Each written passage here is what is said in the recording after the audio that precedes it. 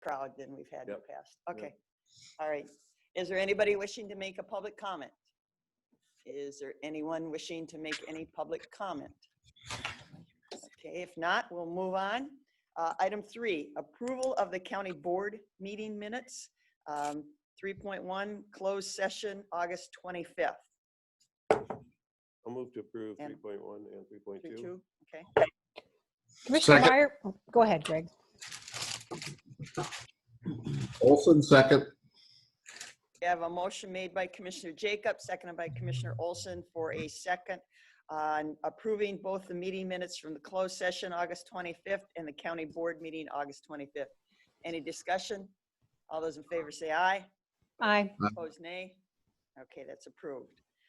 Item 4, acknowledge receipt of approved committee meeting minutes from 4.1 would be the Road and Bridge from April 21st.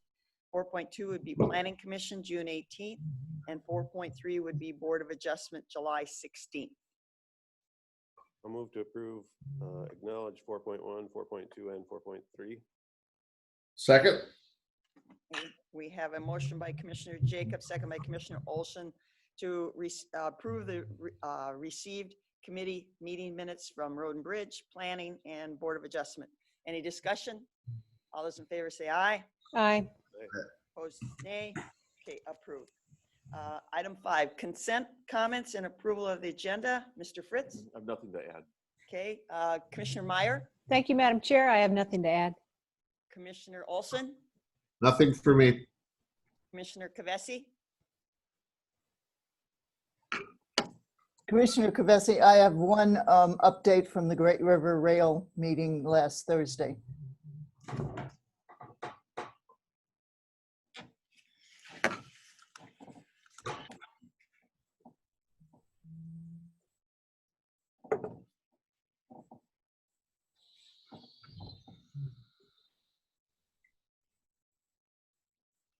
Donovan, did you have anything?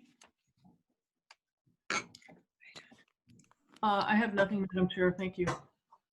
All right, with that, a motion would be in order. Madam Chair, Commissioner Meyer. I don't believe that I heard. Do you or Commissioner Jacob have items? Commissioner Jacob had nothing, and I had just an announcement. Okay, great. Thanks. For some reason, I just didn't hear that. That's okay.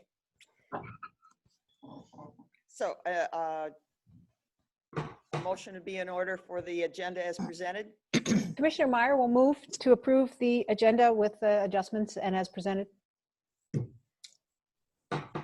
Second. We got a second by Commissioner Jacob. So motion by Commissioner Meyer, second by Commissioner Jacob to approve the agenda as presented and adding the announcements and updates.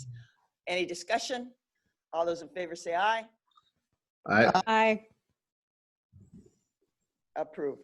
So Mr. Fritz, if you would read the consent business, please. All right, consent business committee recommendations.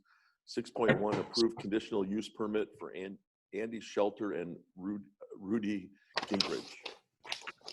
Department recommendations. 6.2, approve Hometown Resource Center request for CARES Act funds.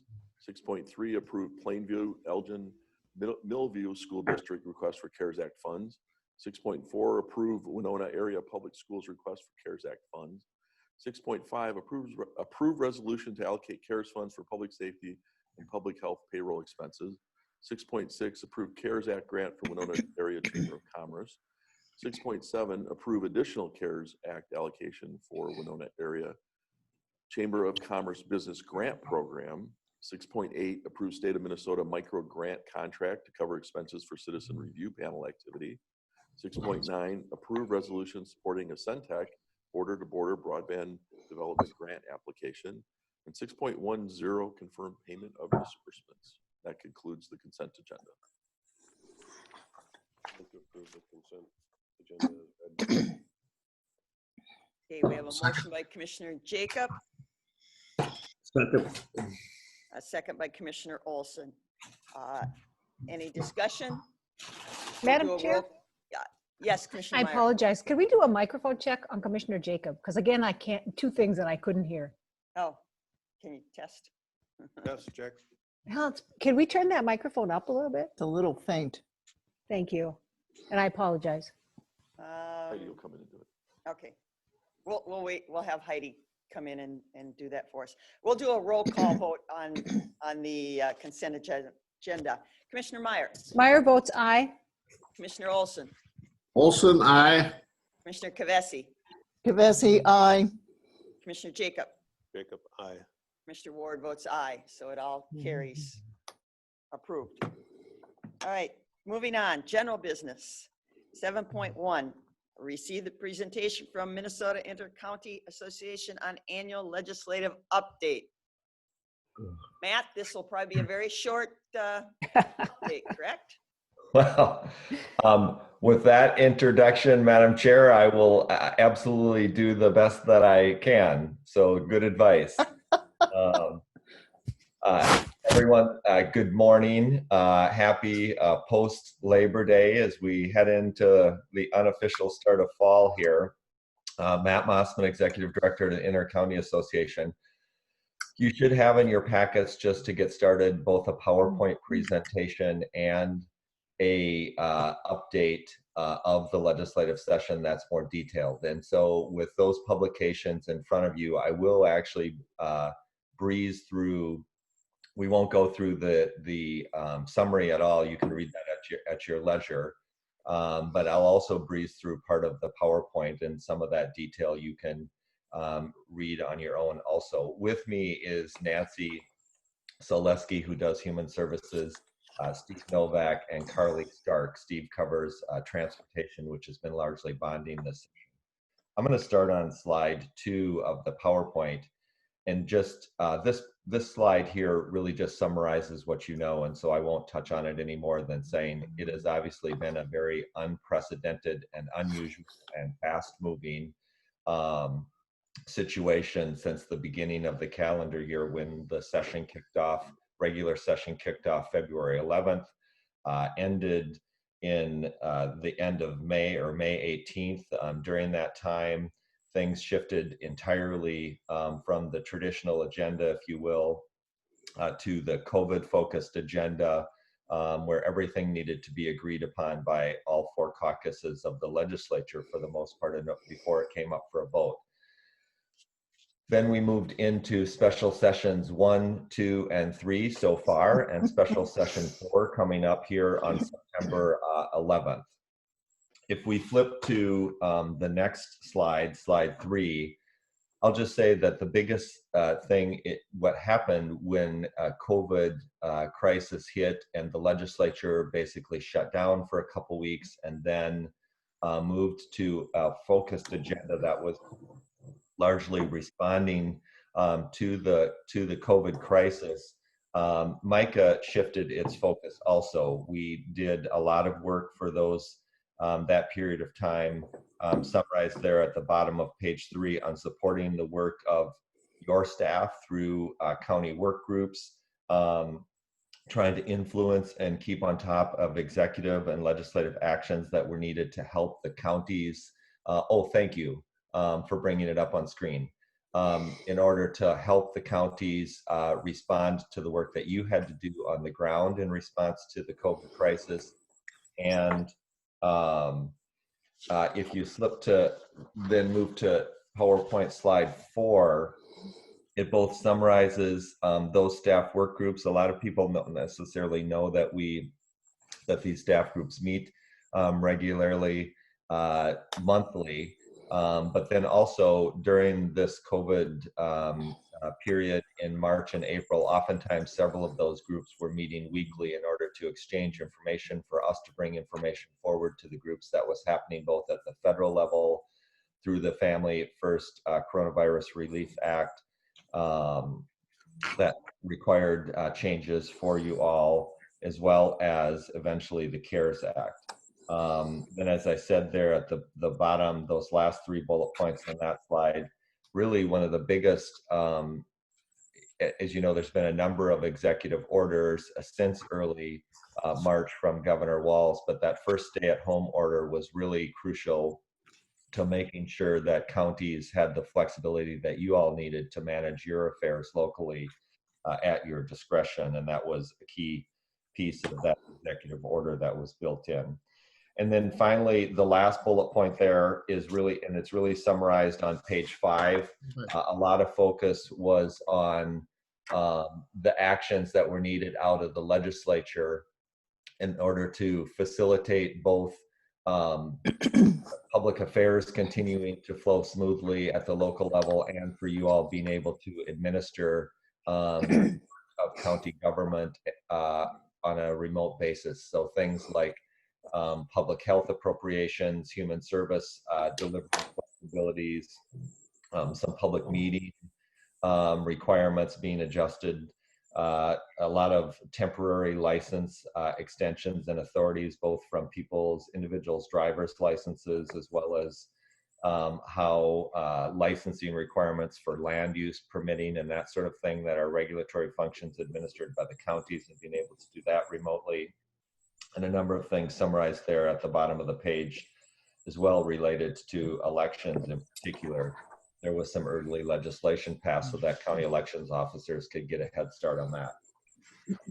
If we flip to the next slide, really, and this is really the highlight, I think, if we were to still get a bonding bill along with the human service flexibility conversation, all things considered, I think it would have been, again, if we can get that bonding bill, really a pretty good session for governments, all things considered. And one of the things that makes it so is that while the sort of original agenda of the legislature and priorities around bonding bill, supplemental budget, taxes, ended up coming back into the focus here in the last couple months after some of the immediate response to the COVID-19 pandemic was in place. The real additional thing that was added is that Congress passed the CARES Act in March, and that provided $2.187 billion to Minnesota. 317 went directly to Hennepin and Ramsey, which left about 1.87 billion to the state of Minnesota, including money for local governments. And that very quickly and urgently became Micah's focus, to make sure that there was a healthy allocation of that to the remaining 85 counties, and that allocation needed to recognize the lead and important role that county governments were playing in response to this pandemic at the local government level.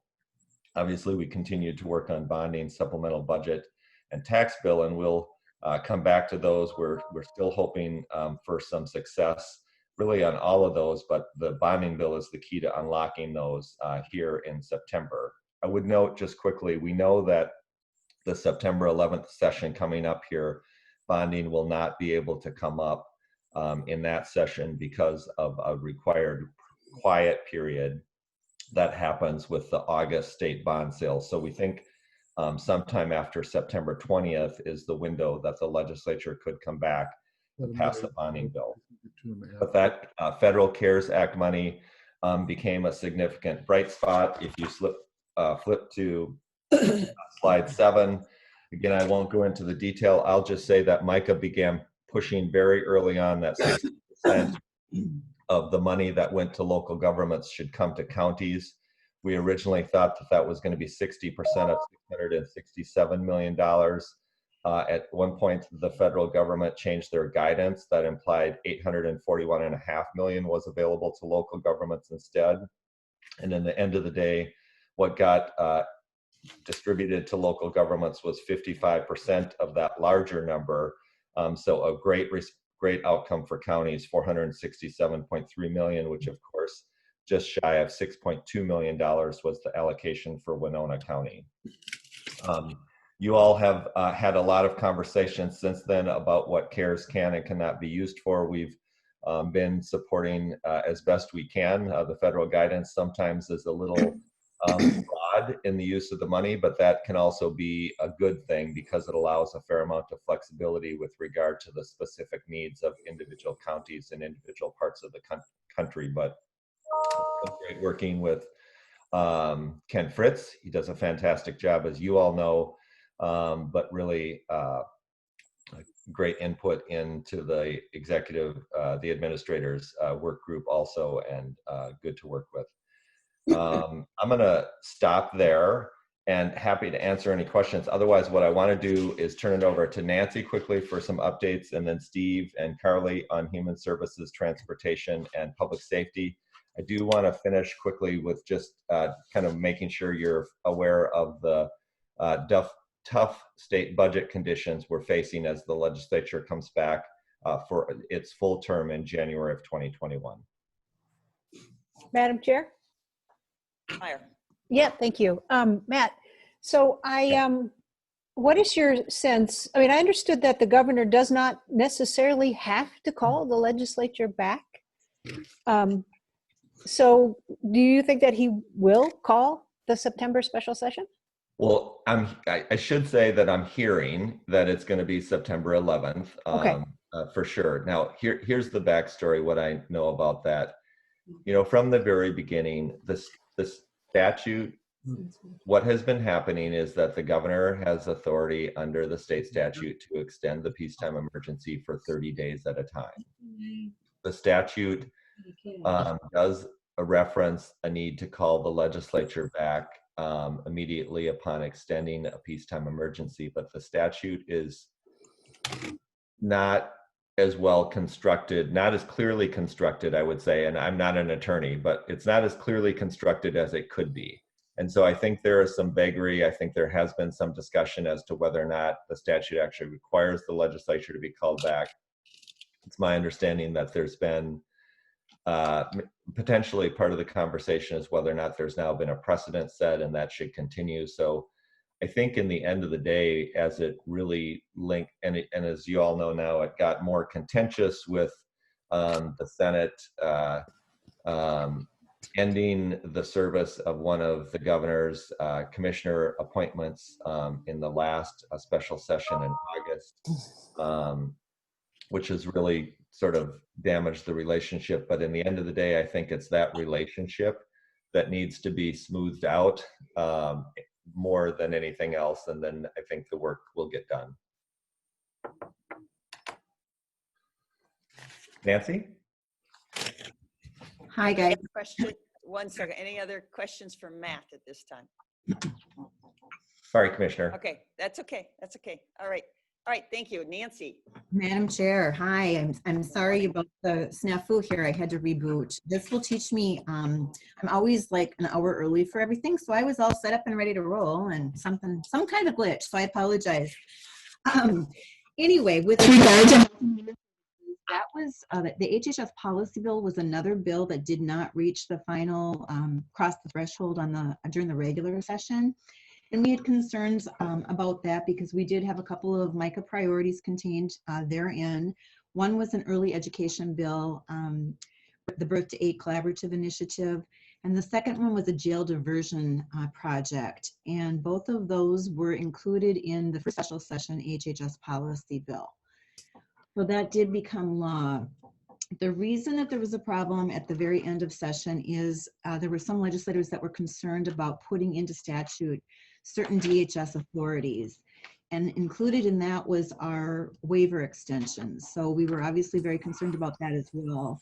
The legislature basically decided, let's separate the bills and do them separately as a standalone bill.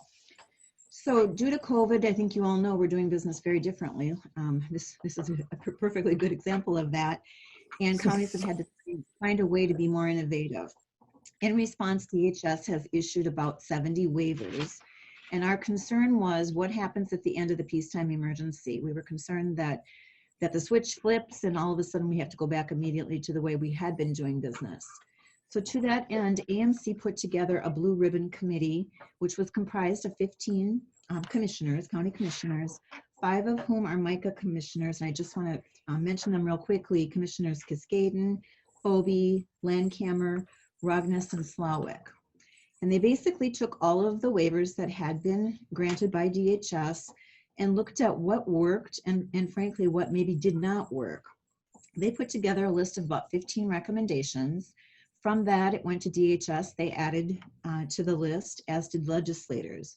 But I just want to stress that this was a county-driven issue. It was something that was a very fast turnaround. We had about 2 weeks to get it done, and it really was successful in the end. So the waivers, just to back up real quickly, when the peacetime emergency ends, we have a minimum of 60 days for all waivers before they would terminate. And yes. I thought I heard somebody say something. And then there is about 15 waivers that are extended until June of next year, June of 2021. Therefore, it's putting the legislature in charge in terms of whether they want to continue them or not. So what do those waivers look like? A lot of tele everything.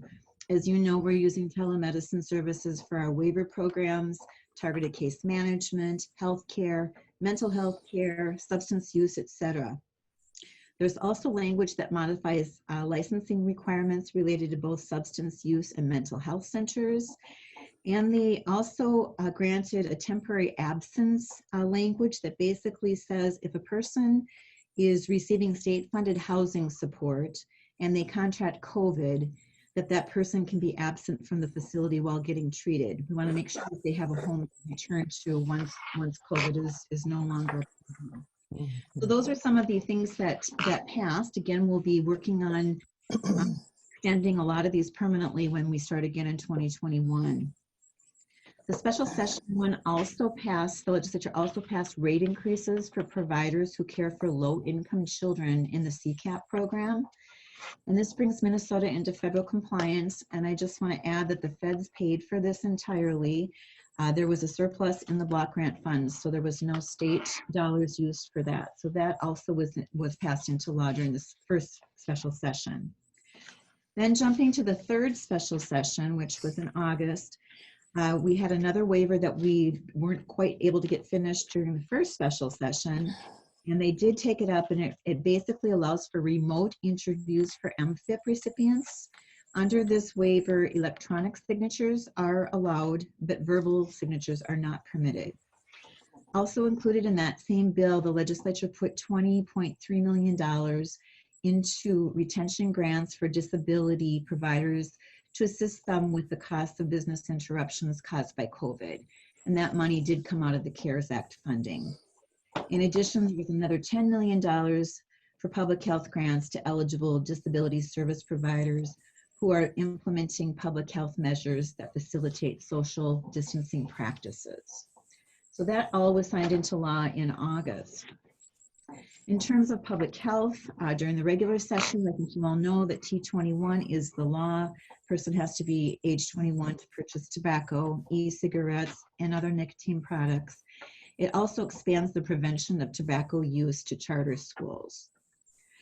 Matt mentioned in March, the legislature did transfer almost $21 million from the general fund into a public health contingency account. And of that 21 million, 8.5 of it went directly to local public health. And then a little bit later in March, they put another $50 million into that account, again, to respond to COVID. And another $150 million went into a healthcare response fund.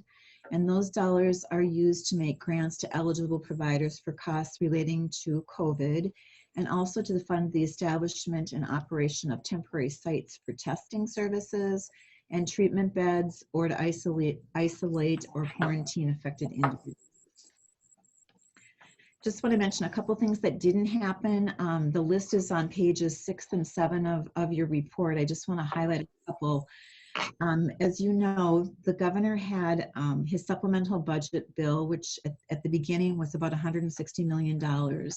And included in that was $8.8 million for counties to reimburse us for substance use disorder services provided in IMD facilities.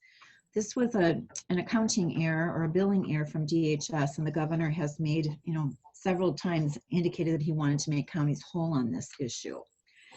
However, that bill didn't pass during the regular session, and we're hearing that what they're looking at right now for a supplemental budget bill, if they do one at all, is around $58 million, and we're not certain that that will be included in that bill. So we are still working at talking to key legislators every chance we get, as well as the governor's office, so we continue to work on that. Another thing I just want to mention is broadband. The Senate passed a broadband bill 2 times, regular session and special session 1. And I mention it because included in that broadband bill is $2 million for telemedicine reimbursement, or telemedicine equipment reimbursement. And under that, eligible applicants include both county boards as well as local public health. There was also $15 million for distance learning and $10 million for the border-to-border broadband grant program. I've talked to the House author, Representative Eklund, and he indicates that they're probably going to be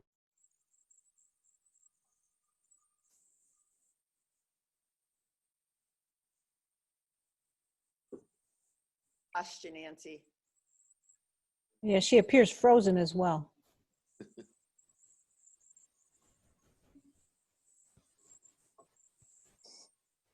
Frozen. Let it go. Let it go. Is there, Oh, Commissioner, Madam Chair, this is Matt. Otherwise, if Carly's on the phone until Nancy unfreezes, I know Carly's at a different computer. If you want to jump to her, it's up to you. Sure. Sure. Go ahead, Carly. Good morning. Good morning. I'm happy to be here this morning with you all. So public safety didn't have a lot of conversation early in the session, especially once COVID hit. Everything sort of transferred to Health and Human Services.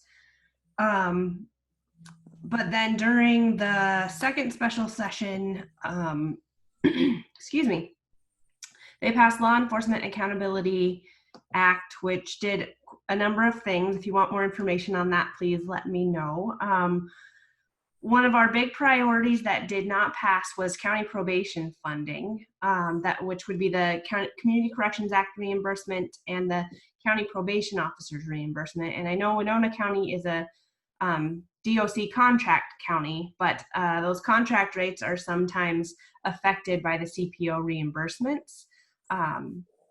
There was a lot of optimism about that funding because there was a lot of bipartisan support, and it appeared that an agreement was reached, and conversations are still going on about that because of the DOC's large deficiency, which ended up in the closure of 2 prisons. So there could be more conversation about that this session, but we're not quite sure. I'm trying to find the PowerPoint. So another thing that did pass was the creation of model policies for eyewitnesses by the Post Board. So it helps ensure procedural due process for criminal defendants to make sure that those eyewitness reports are more accurate than they have been in the past. Another thing that passed was a bill that allows the DOC to contract with county jails to place inmates there that have less than 90 days on their sentence. And I say place, but really they would stay in the county jail instead of being transferred to the DOC if they don't have a lot of time left. The difference between that and legislation of the past that was similar is that counties can negotiate for things like their per diem rates, who pays health care, and things like that. So it really just opens the opportunity for the DOC to do that and doesn't mandate that the counties pay for those inmates to stay extra time in the county jail. And another thing that did not pass was forfeiture reform legislation. There was legislation that changed the civil forfeiture and put it into the criminal court. And one of the big concerns with that was that it changed the funding formula, and a lot of law enforcement agencies were worried that they wouldn't be able to fund their specialty task forces because a lot of forfeiture money goes into those task forces. They've significantly changed that legislation for this year, and the funding stays the same in the current proposals, but I don't see that passing this year, although I know the conversation will continue. But now that I see the PowerPoint, there was also a $30 million transfer to the disaster assistance contingency account, which is good because we know that COVID-19 is not the only natural disaster that happens in Minnesota. So that can help with flooding and the local match for FEMA emergency assistance. With that, I'll take any questions.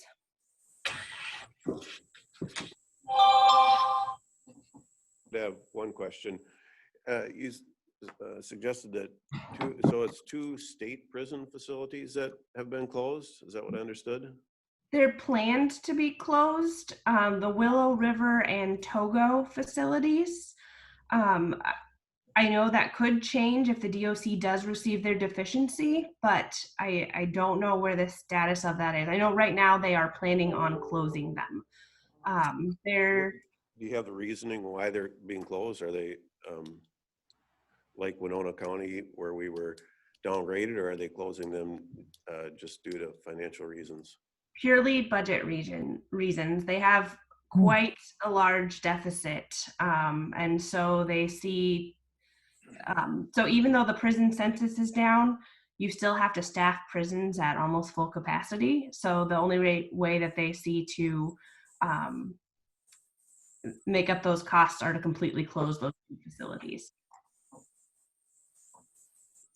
I guess a frustration to me in our local position that the Department of Corrections can tell us our facility is subgrade, make us build a new facility, then close their own facilities, and conveniently then if they need to hire us back, they can say, well, you can house state prisoners if you want. So it just kind of almost seems like a conflict of interest on their part.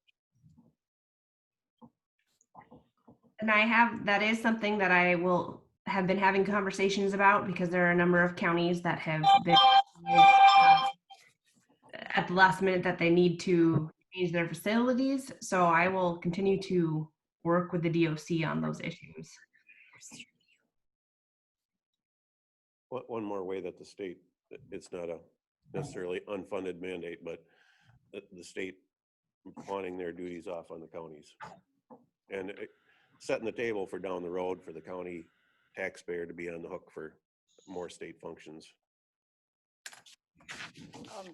Carly, with that conversation, I agree wholeheartedly. So you said that, but now the state will probably be sending more prisoners back or keeping them in county jails the 90 days.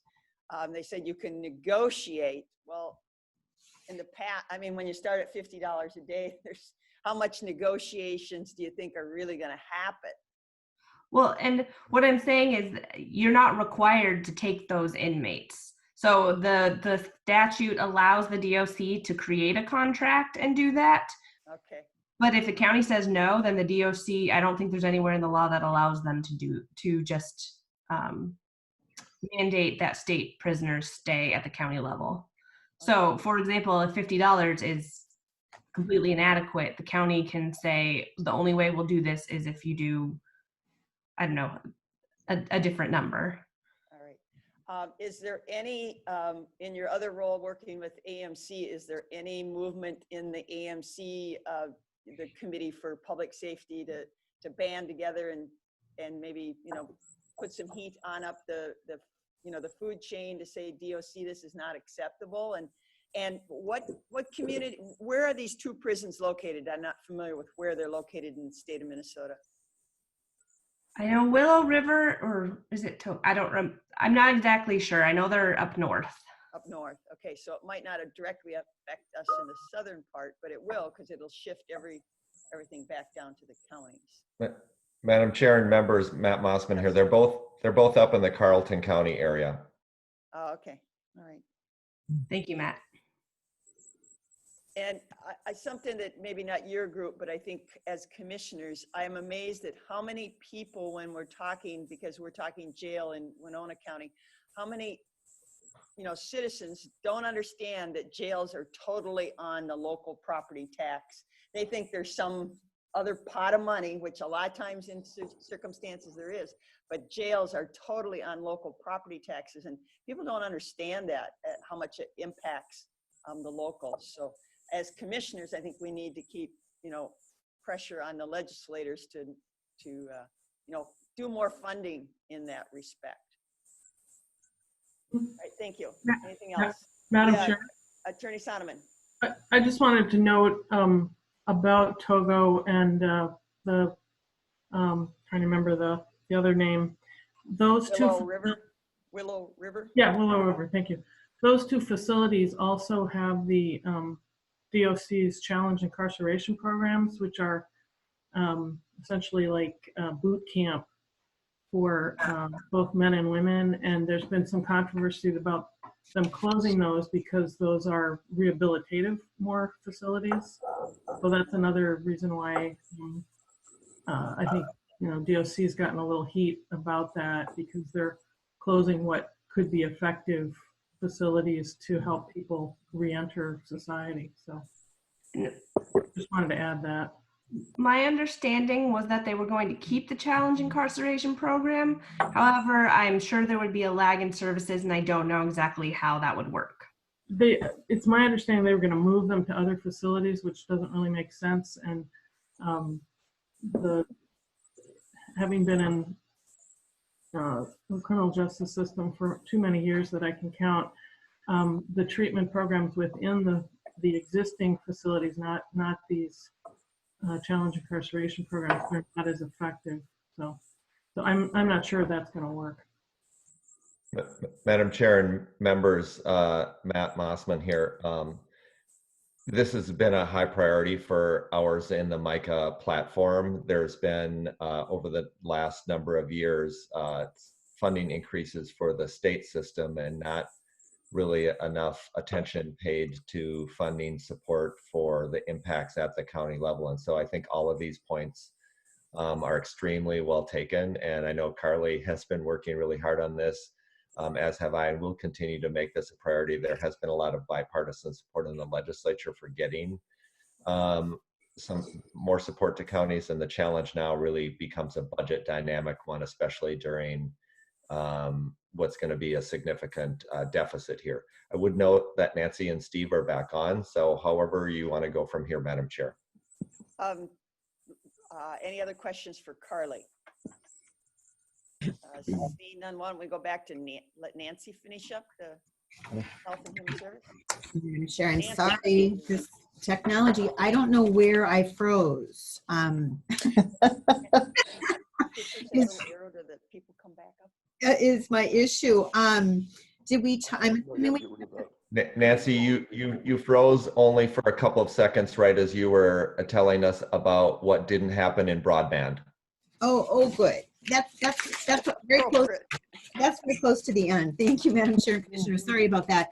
One of the other things that didn't happen, as Matt just mentioned, was the broadband bill. The Senate passed it a couple of different times and the House just didn't get to it. And I do bring it up because included in the proposal is $2 million for telemedicine equipment, a grant program that both county boards and local public health would be eligible to apply for. And there was also $15 million in distance learning and $10 million in the state's border-to-border broadband grant program.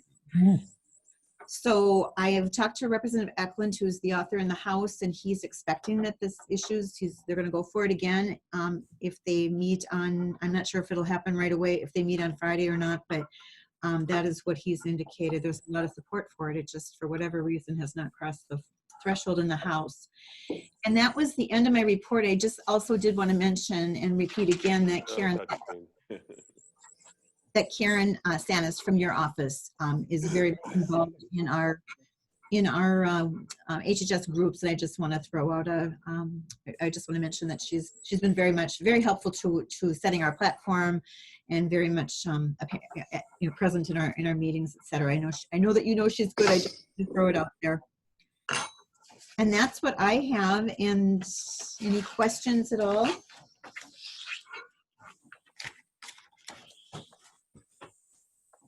No, seeing nobody. Thank you, Nancy. There you go. We want to go to Madam Chair, Steve Novak. Steve? Okay. Good morning. Good morning. Let me get right to the point on transportation. That this year, probably 95% of the total issues we're involved in our platform for transportation were directly related to the bonding bill. And the frustrating part about the whole thing is that really since the end of the regular session, the bonding bill had essentially been negotiated and agreed to between the Republican Senate and the Democratic House in conjunction with the governor. So why don't we have a bonding bill? Well, I guess it's because it became the most valuable chip in a poker game between the governor and the House Minority Leader, who publicly stated at the end of the regular session that he was going to hold the bonding bill hostage to a desire to have the governor give up some of his executive authority. So whenever I discuss this, I try to stick only to what they said publicly, so I'm not creating my own scenario here. But that has been very visible and very effective from the standpoint that the bonding bill has not passed. It has been brought to a vote in both the House and the House, where it has to originate. It had a majority, but of course, as you know, it needs 60% under the Constitution for a bonding bill. So let me proceed through a quick explanation of what's believed to be in the bonding bill so that you can all see why it's important to continue to work on it. From the standpoint of transportation, if this bonding bill could be passed into law, it would probably be the most progress we've made in transportation in close to 20 years. So it is valuable. And as it relates to our MICA platform, our top three priorities would be dealt with pretty favorably in the bill. So let me take you through that. The first issue would be the local road wetland mitigation issue, which has been desperate for money for some time. As I think you all know, there's 10 wetland banks around the state, 5 of which at the end of the regular session were down to 0 credits. Another 3 of the 5 were bumping the bottom of the floor. And so we're in pretty desperate shape there. The bill has $18 million in bonds, and as importantly, it has $8 million in cash to bring those pools back up to speed relatively quickly. Why is this important? Well, for one thing, if this issue is not resolved, come next February to April, in all likelihood, your spring construction season would be canceled because of the 1996 law. If wetlands are destroyed, they have to be replaced or the projects can't go forward. So in total, there's $26 million there, which would largely solve this problem. Matt and I and others have had numerous meetings with legislators one-on-one on this issue. They all acknowledge the problem. They finally got the money in the bill, but we haven't got the bill passed. So that's where we're at there. Then let's go to local bridges. Local bridges, this bill would have $30 million in the overall state pool for taking care of bridges that are already ranked and agreed to bridge projects. Counties have a lot of input in that process. There's no argument over the priorities.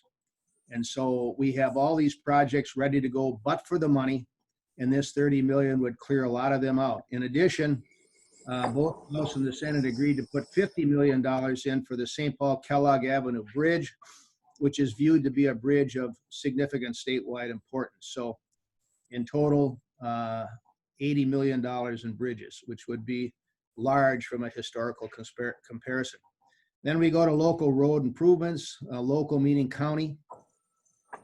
And we have allocated $80 million total, of which about 50 million would be in the state competitive pool ranked like the bridges with county input.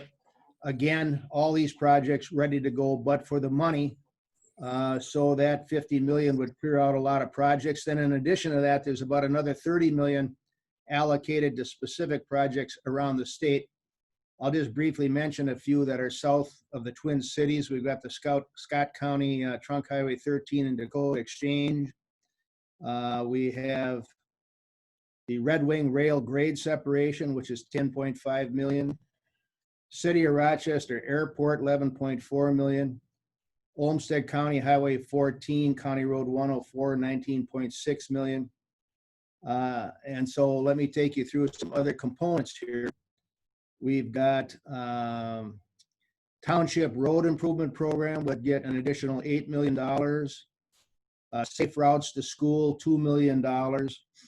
Port Development Assistant Program, $3 million. Railroad Warning Signal Replacement Program, $1 million. And we have $2 million for Greater Minnesota Transit.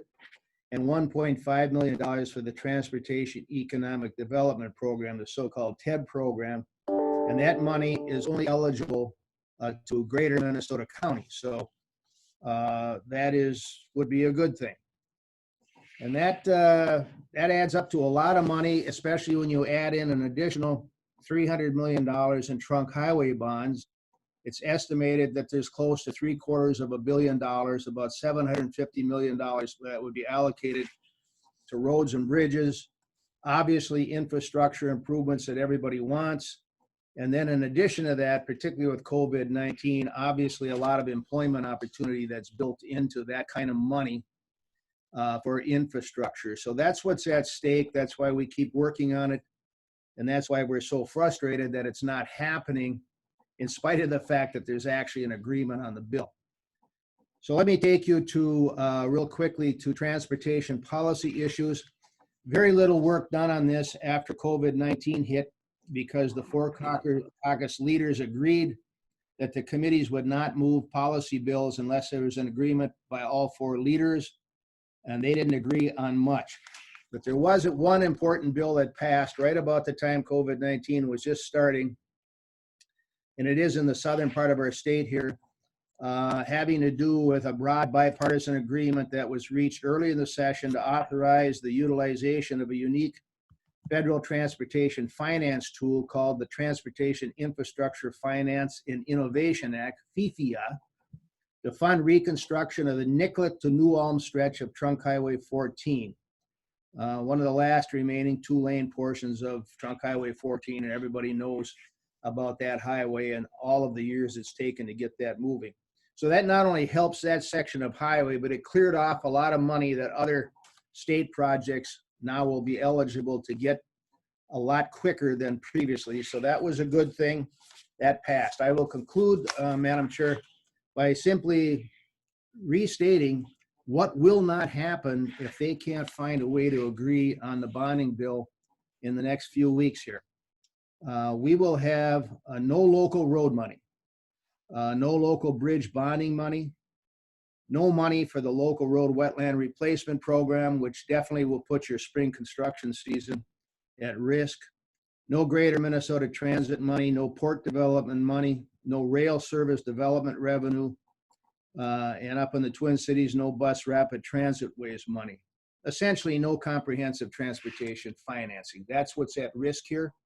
The solution to those things, at least partially and but significantly, are in that bonding bill, and so we hope they'll find a way to do it. And then the last thing I would like to say, Madam Chair, because I've been working with you and these other counties with Micah for about 8 years, and one of the people I've consistently been able to work with is Dave Kramer, your county engineer. I know you know how good he is. I want to let you know that we all know that too. As Matt mentioned, we meet at least monthly. So over 8 years, that's been a lot of meetings, and Dave has participated actively in almost all of them, and we appreciate his input. He's a really good thinker in this area, knows the practical side of the business, which is really helpful. So with that, I would conclude and be happy to take any questions. Any questions for them? Sure. Commissioner Kvesi? Yes. We just met with the Great River Rail Commission last Thursday, and there is one part of the bonding bill that would affect Winona County with this particular project. This is for the project for the second train between St. Paul and Chicago. And the bonding bill is $10 million, which is a federal match and a multi-state program. Wisconsin has already funded $12 million. So we're waiting on ours. But part of what this would do, in a sense, locally, it becomes a jobs bill, because part of the money now would go for upgrading the Winona rail station so that it meets ADA standards. And anybody who's traveled by rail out of Winona knows that that's a particular problem. So we're watching that, we're working on that, and we're hoping that gets included also. So thank you. You're welcome. Did you want me to respond to that, or? Yes. Sure. Briefly, and let me just say, generally speaking, There's a lot of support for rail money on the House side, not so much on the Senate side. Thanks to Matt Mosman, we were up in Duluth last week giving the same kind of a report in person to the St. Louis County Board, and he had arranged for us a meeting with Mary Murphy, who's the bonding chair in the House and a very strong rail proponent. And I know that she likes this and other rail projects. It's rail funding for rail has been a real problem in the Republican Senate.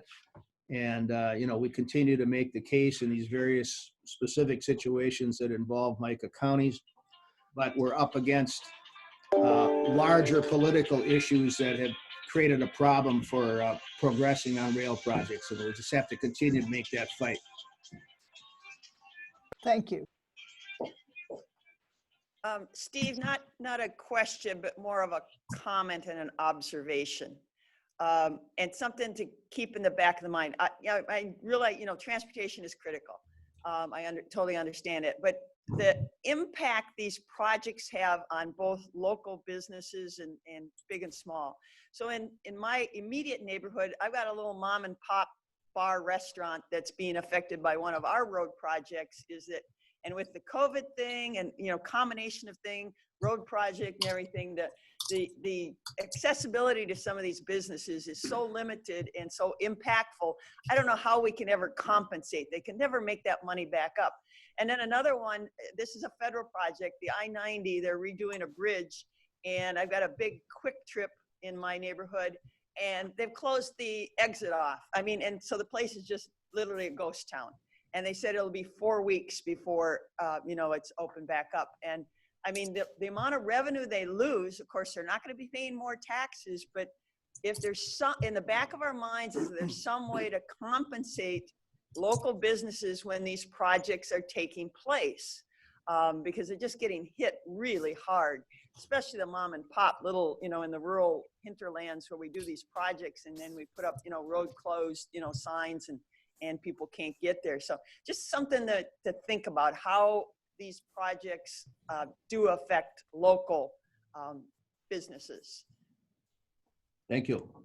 That's just my editorialization of that area. And again, how much more we can, even on a local, you mentioned, I appreciate that Dave Kramer and you're recognizing Ken Fritz, that we're getting our money's worth out of your organization with them participating. But to be very proactive and to work with the businesses when we do these road projects and to make it as painless as possible for them. So thank you. Chris Rogers just lit up. He can't comment. He's with us, I think. Okay. Back to Matt. Madam Chair? Yeah. Yes. Thank you, Madam Chair and members, for the questions, all of these questions and the input. This is really helpful for us to take back to the Capitol, and especially as we continue working on the bonding bill. I would, kind of do one quick wrap up on that, just to say that your delegation down there, you have very helpful and been tremendous good working relationships with Senator Miller and Representative Plowski, and so you have access to members down there. I know all of you know on both sides of the aisle, and I think it's just really important to keep everybody reminded how necessary and important it is to pass this public infrastructure bill here in the next couple of weeks. I know there's also a bit of money in for the Winona County Jail project. There's all sorts of water projects. It would be the largest bonding bill in state history. It's needed from an infrastructure perspective. We have the bonds that the state of Minnesota just sold are the lowest cost bonds that the state of Minnesota has sold in history, as far as we can tell, or at least certainly in decades. So a very important bill if we can get it done. I'm going to finish up, Madam Chair and members, on slide 11. There are 3 more slides, but slide 11 really captures the essence of what we're looking to, what's going to be the budget situation of the state as we move into the legislative session in January of 2021, after the elections and after the new legislature is in place. First of all, I'll just say that the state does budget forecasts 2 times a year, in November, which usually comes out in early December, and then again in February. This year, the Minnesota Management and Budget Agency updated those revenue estimates in May, the February estimates in May for the fiscal year 2021 biennium. And then just in early August, they updated the projections for the out biennium fiscal years 22 and 23, just prior to the state's bond sale. The first thing to note, because I think it underscores it, is the state has never in 40, 50 years of modern budgeting updated their forecasts. So it just illustrates how unprecedented and dramatic the economic change has been and its expected impact on the state budget. So you can see it right there in the middle. We now have an assumed budget deficit for fiscal year 2021, which is the biennium the state is in right now, that ends on June 30th of 2021, of $2.4 billion, a little bit more than that. And then for the next biennium, which will be the biennial budget that the legislature will be setting when they come back in January, there's an expected deficit of $4.7 billion. We're all hopeful that things get better sooner rather than later. Obviously, there's a lot of dynamics. The COVID pandemic and virus continues to spread. There's lots of challenges to making sure the economy recovers. What we know, however, just some of my notes there on the right-hand side, is that unfortunately, if anything, the warning signs are that it's worse than what these numbers indicate and not better, at least at this point. I would highlight in particular that the economic consultant numbers that the state of Minnesota uses, upon which the 2.4 billion and the 4.7 billion estimates are based, that the gross domestic product projections are actually lower now than they were at the time, the baseline that was used here by Minnesota Management and Budget. So you can see there that for calendar year 2020, the May estimates by those economic consultants assumed that the economy was shrinking by 5.4% this calendar year. In July, they updated that to 6.1%. There will obviously be new numbers when the state does its official forecast in November. Back in May, again, the baseline for these numbers, there was an expected really quick rebound to the economy of 6.3% growth in 2021. By July, the economists had lowered that to 3.7%. Again, there will be new numbers when the November forecast is done, but just enough said that we're obviously headed into a challenging situation with the state budget. We are preparing as we put the MICA platform together for the coming legislative session to be anticipating quite a bit of defensive game, frankly, to protect county budgets in the areas of county program aid, health and human service cost shifts, and other maintenance of effort requirements and cost shifts. But we also want to bring the message of counties and the work that the good work that gets done at the county level to the legislature also, and hopefully there are better ways to resolve the budget deficit than what has happened sometimes in the past that has been very tough on property taxpayers and on county budgets.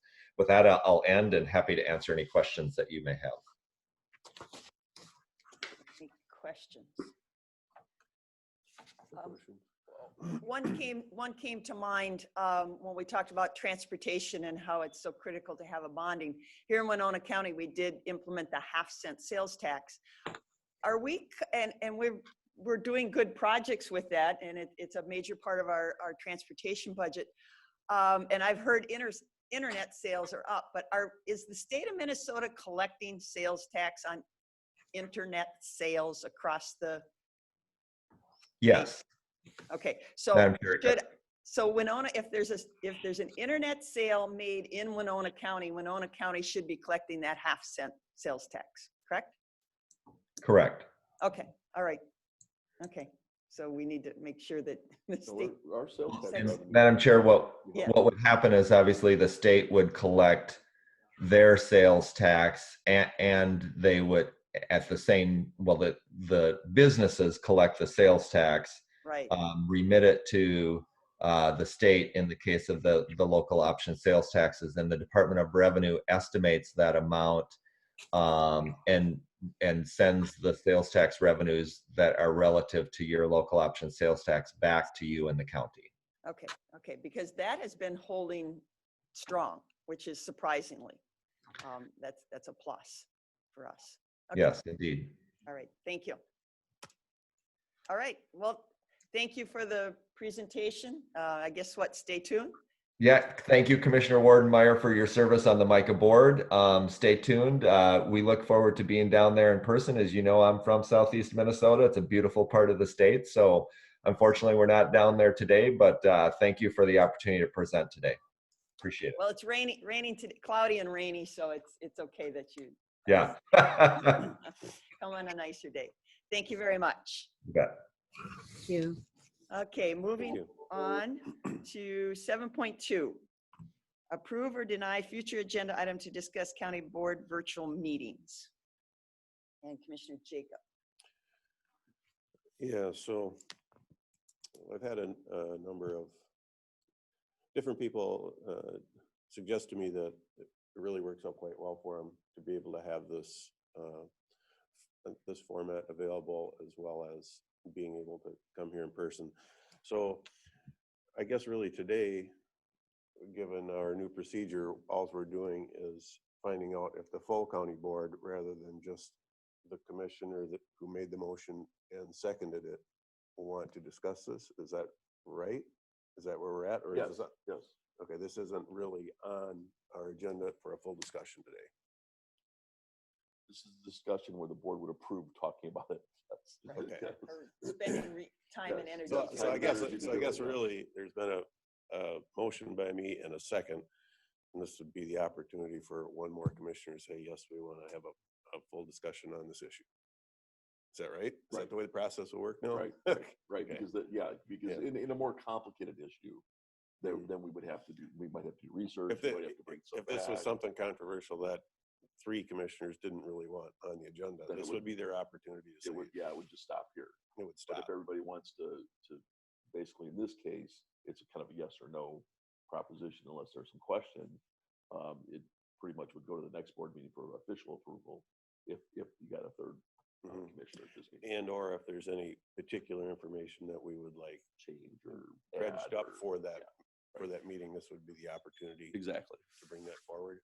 Exactly. And I think I might have something for that meeting that I would guess Karen Sonneman would maybe have to look into as to if we're not in this special peacetime emergency circumstance, is it, I would guess it's probably a fine option for everyone outside of the county board members to participate virtually, which I think is very helpful for many people. But if we were outside of this special circumstance, is it okay for the county board to adopt a policy where the county board would have the option of attending virtually? And I think that's a legal question that I would probably want an answer to for that next meeting. Madam Chair? Commissioner Meyer. Yeah, it is, I'm not opposed to this idea. I guess the main questions are kind of the scope of it. Is Commissioner Jacob, are you advocating that commissioners should be able to attend remotely or just the public?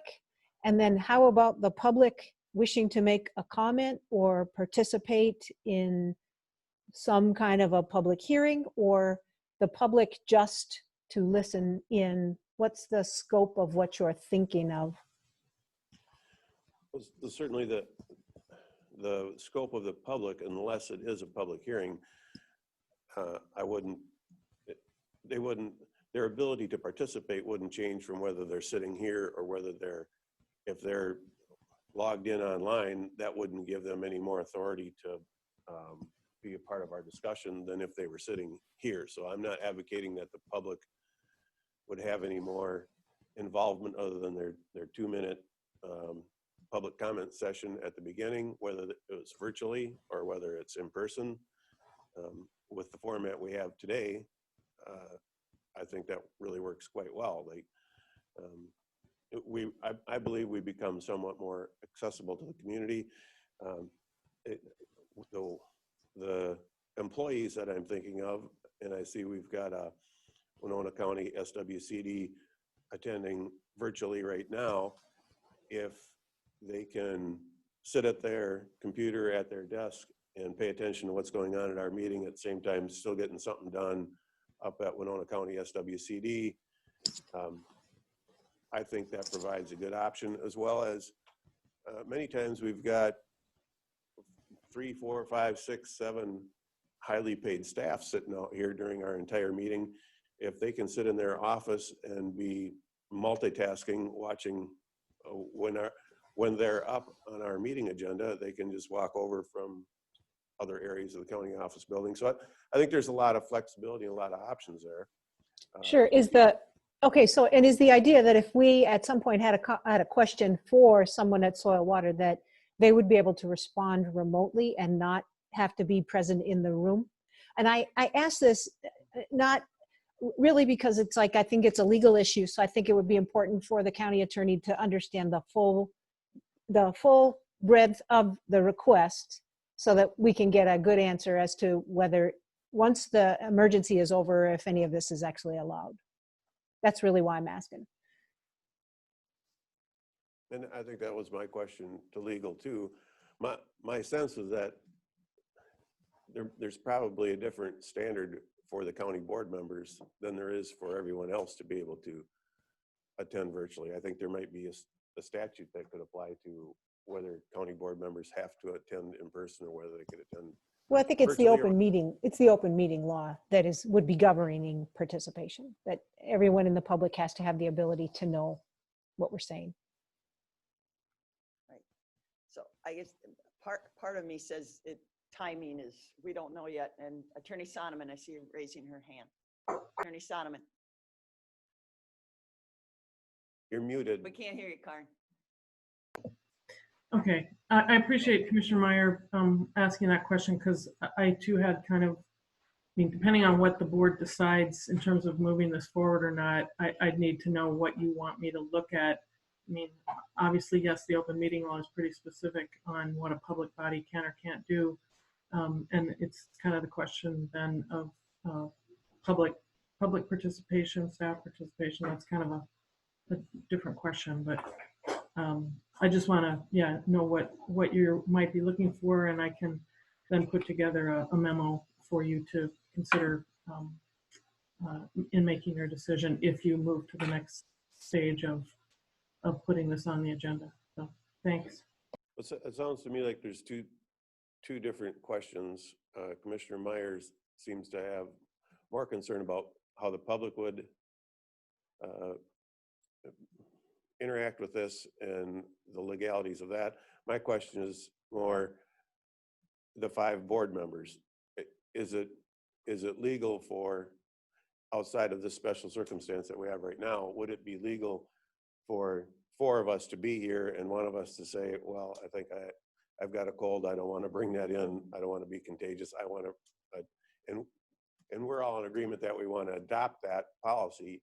Is that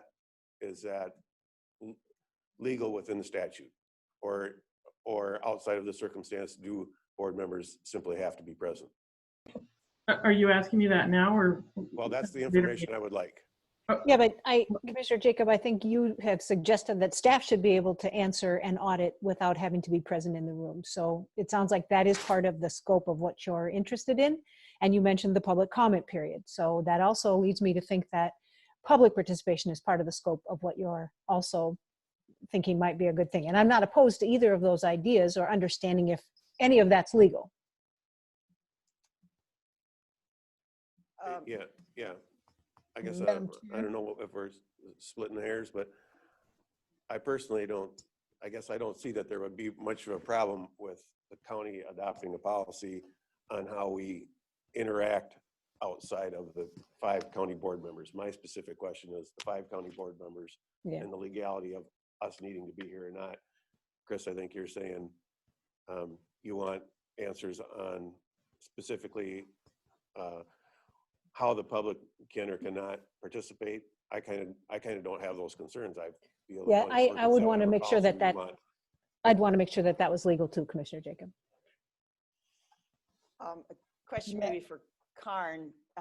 Once we're done with this state of emergency, whatever you call it, state of emergency thing, do you think maybe some of the rules and regulations may change, being that we have, as a whole country, we've adopted the Zoom, method of doing meetings and everything, and maybe it's a matter of timing.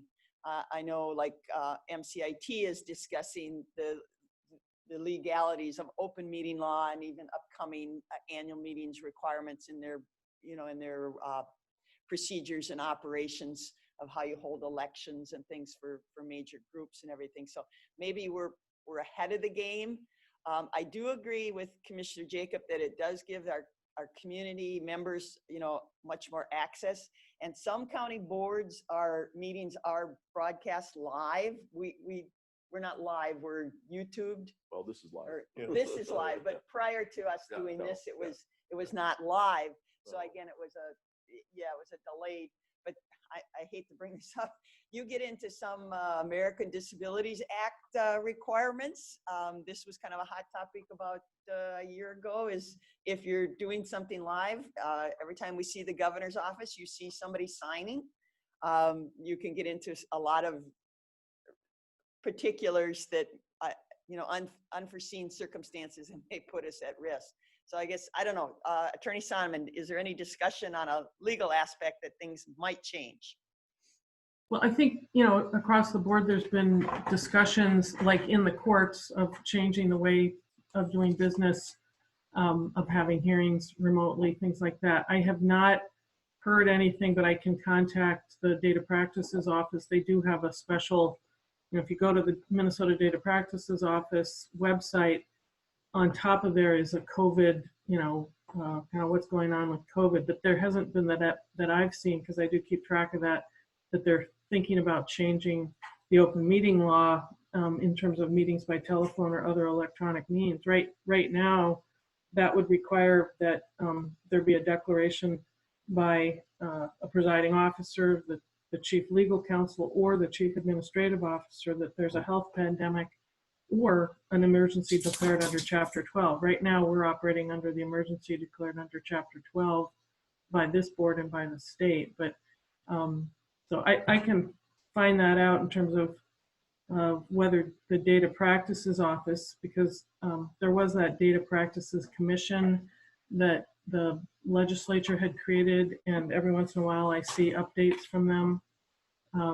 So I'll check on that if they're still meeting and operating, and if they are talking, which I agree, Commissioner Ward, they should be talking about what's going to be like after COVID. So I'll check on that as part of, if you want to move forward with this and decide you want to talk about both the work of the board under the open meeting law post pandemic, and also public access. So. Madam Chair? I think, yeah. Commissioner Kavesi? Yeah, I think this is all helpful discussion, and I'm not opposed to having a full discussion on it. I would also like some information. We've talked that Micah is talking about their own procedures. We talked about court procedures. I'd like to know what other counties might be having this kind of discussion. If we could reach AMC and see if there's other discussion around the state about this topic, and see if they're separating the commissioners, that commissioners do have to attend or don't have to attend in person and things like that. Just the very same things we've discussed. I would just like to know how many counties are having some kind of discussion around this. Thank you. I'd maybe add that there can be a substantial tax savings to the taxpayer on when you start looking at some of the meetings that I've attended virtually, Planning Commission, how many members there are, how many per diems are not being paid because of the ability to interact with each other online. So I think there's a lot of advantages to be able to have the option. So ideally, I'd like to be able to continue this format forward as close to what we're doing as possible, as close to what's legally possible. So the question becomes, for legal, how close can we continue the same format once there's not an emergency declared? That would be my specific question. Well, there's a couple different areas here. There's true county board meetings. There's all these joint power, committees and entities that we are part of. Is the virtual allowed for those? That question has been raised. So there's a couple different types of meetings that, exist. And then I know the big thing that when the city of Winona was trying to do some public hearings on a controversial land annexation, as far as the public access and how a public hearing is held. So there's a number of different types of meetings that I don't know if all the rules are consistent or should be consistent as to how they are held. So I think Karen could provide us with some. I think this is an ongoing issue till we're done with the Emergency Act, Chapter 12 you referred to? Yes, Chapter 12. Mhm. But better to research it now and kind of be prepared so that we don't have a big Yeah. lag in Yes. between. Okay. Is this something that we need to vote on for this to become a future? Yeah, the policy right now says that it gets here with 2 votes, and then you need 3 to carry it on for Karen to do the work and for staff and so forth. Yeah, I would make a motion that we put this on our future agenda with the questions and discussions that have been included in this discussion. Second. We have a motion by Commissioner Jacobs, second by Commissioner Olson to move this on to allow staff to do some research. Any other discussion? All those, we'll do a roll call vote. Commissioner Meyer. Meyer votes aye. Commissioner Olson. Olson, aye. Commissioner Kavesi. Kavesi, aye. Commissioner Jacob. Jacob, aye. And Ward votes aye, so it carries. Okay, so staff can do some further ongoing investigation. Thank you. Carries. All right, moving on to 7.3, Receive CARES Act Plan Update. And Mr. Fritz? Okay, so in the board agenda, I included a table that kind of shows the current parts or elements of the CARES Act distribution plan. And as you can see, we've been very active. The county boards approved a number of different programs, including several today. Probably the biggest highlight is that we've already allocated the $1 million for the chamber, and that's actually, while we've distributed a lot of it, we actually have applications for the entire $1 million. So most likely we'll be coming back to a meeting tomorrow with the chamber and with SEMTRA, and we'll probably be coming back and either shifting some resources or asking for some additional funding for that program to get more money out to the businesses. We've also had a lot of activity with local schools. You can see that reflected in some of the requests that the board approved, but also in some of the smaller requests that I've gotten and acted on. The schools have CARES money, but it's only for certain things. So the areas that they've been able to or don't have covered are some additional sanitization issues, custodial issues, some technology issues. For the smaller schools, we've seen requests for Chromebooks to support remote learning. And so that's been helpful to them to fill those gaps where they don't have money to do that. We've been able to really, I think, get a lot of this money out there. And one of the things you can see in the report is that we originally had about $3 million kind of set aside to see how the program goes, and with the thought that might be something that would be left at the end just because we didn't know what kind of a need would be out there. We actually are down to about 2.4 million. I know this says 2.7 million, but things have been moving. So, and I expect that to continue to, as we have some of the programs out there with the chamber and with SEMCRA and with volunteer services, as we fund more and more of those things, the amount that's going to actually be available to the county in the end will probably somewhere close to what our actual expenses for COVID have been, which right now we're projecting at probably around $1 million by the end of the year. The state, or not the state, but the U.S. Treasury has tightened up some of the language and some of the requirements regarding what is eligible for CARES funding from a public safety and public health standpoint. Originally, they had this presumption that if it was public safety or public health, would automatically be mitigated or be considered substantially dedicated to COVID. They've tightened that up now, and they're saying, well, now you have to show that the position was mostly dedicated to COVID and you need some backup information. So fortunately, we've been tracking that, and we'll continue to track it and look for areas where we're diverting time from the original assignments that employees had to assignments that are really related to COVID. And there are substantial portions of that. So in the end, there will be some money back to the county for equipment and different supplies purposes, and then of course to cover those diverted payroll costs. So we're moving along pretty good. I think the program has been pretty successful. We're starting to gain speed, and I think you can see it. I think there's a lot of individuals out there that are in businesses that are very grateful. The county is working to funnel this money to them. The townships, kind of an interesting thing there. The way it works is the townships have an allocation. If they have to submit their request by September 15th to the state, then they get the allocation. They can spend it on CARES or COVID-related things. If they don't spend it on COVID-related things, they can turn that money over to the county.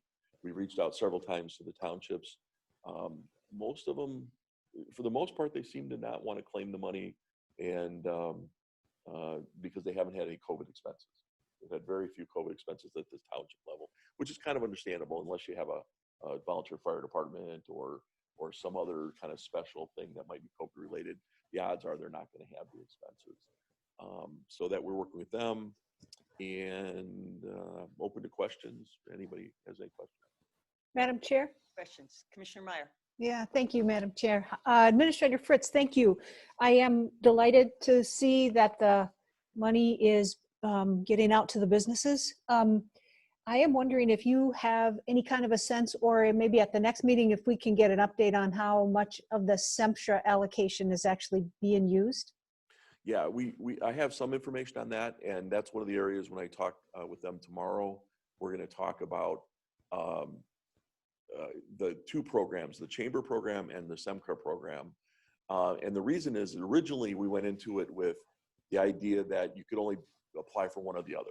Yeah. But what we're finding is that there, in some counties, the amount of money they're providing to the businesses is higher than the $10,000 grant we have, because typically businesses have higher requirements for funding, and they've lost a lot during the crisis.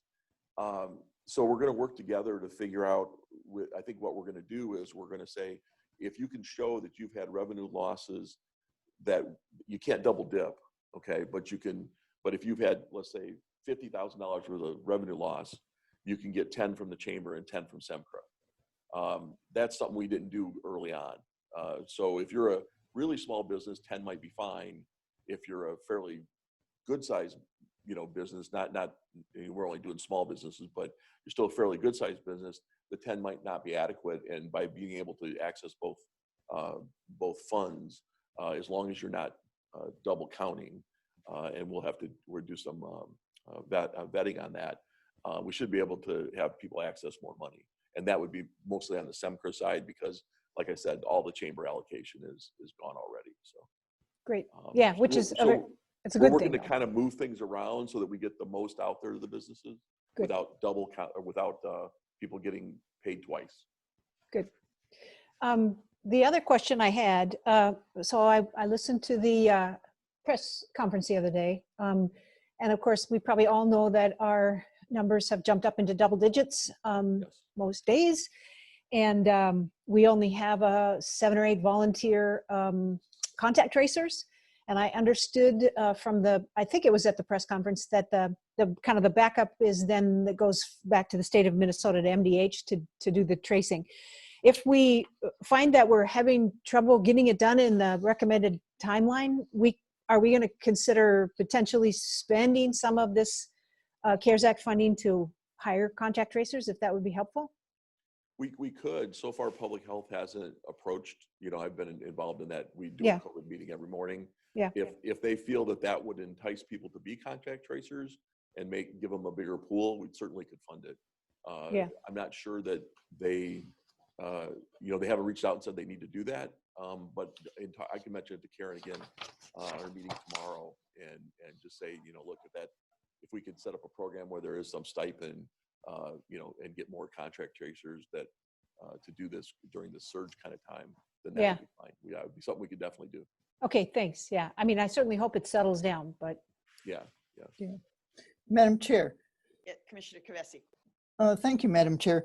I also had that question on the contact tracers because of our numbers and the need to do that in a timely manner. So I think that is something we should be looking at. I have a couple of questions. First of all, are there any other applications that you're working on or that are kind of in the pipeline or being discussed, or is there any other Well, need? the applications still come in daily. I mean, to volunteer services, to the chamber, and to SEMCRA. And then our other ones, I reached out to all the schools, so some of them are still putting together things. You saw some today, so that we may get some more of those. Let's see, one of the programs that originally we weren't going to do anything with daycares because the state has a daycare allocation, but it turns out that in polling our daycares, most of them said it was too complicated or too restrictive to access. So Karen and I talked about it, and they put together a program to provide grants to our institution, not called institutional daycares, but our licensed daycare centers and providers. So that's something we originally hadn't done. We did foster families, but we didn't do the daycares, and so now we're going to do that.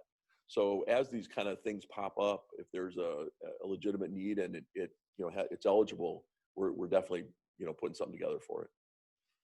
Okay, thank you. I also had a question on the reporting and the accountability when all this is over.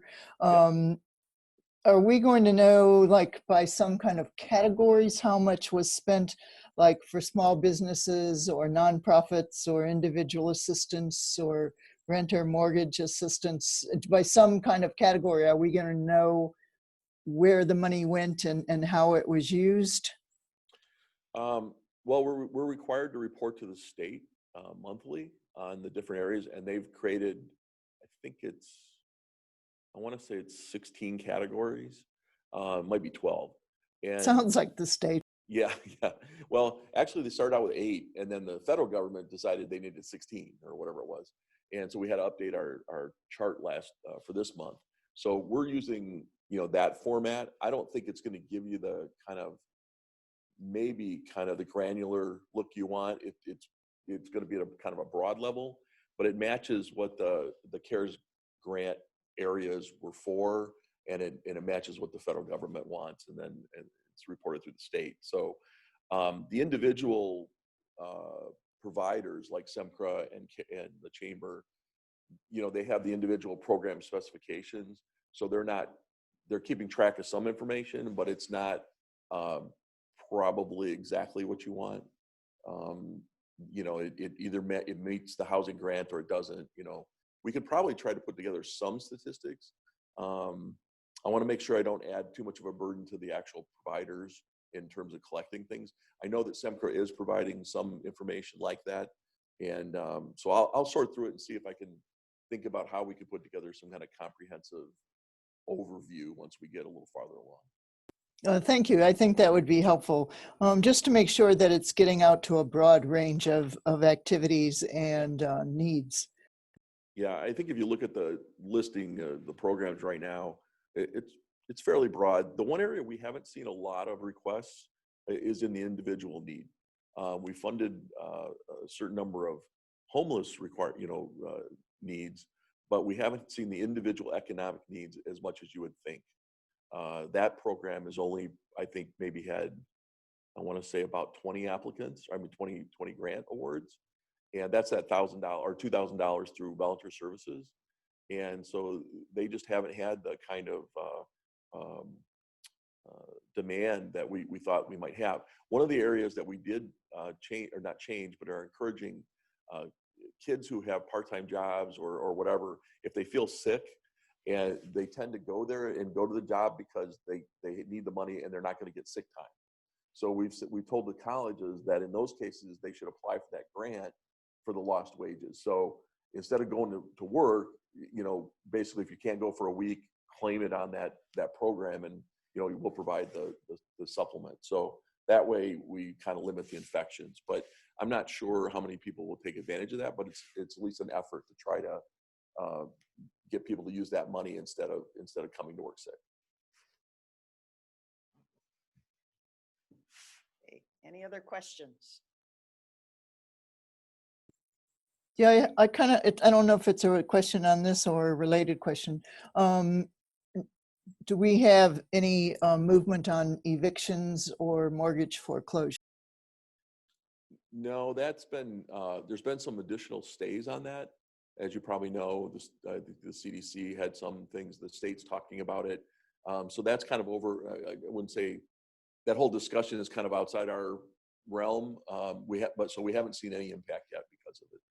Everyone is talking about, though, when that happens, there could be that, they're talking about the cliff, and if that happens, there could be some demand there. And we have funds available if there is that demand, but that cliff hasn't occurred yet. So. Okay, yeah, because there's a balloon payment involved in some of Yes. these delays.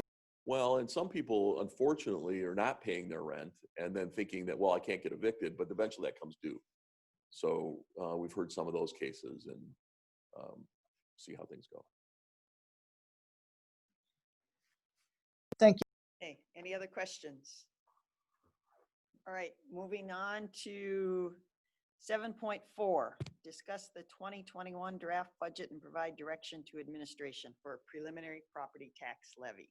Yeah, so this recommendation comes off the presentation of the draft 2021 budget, in which I indicated that there was about a 2.12% increase in the levy in order to balance the budget.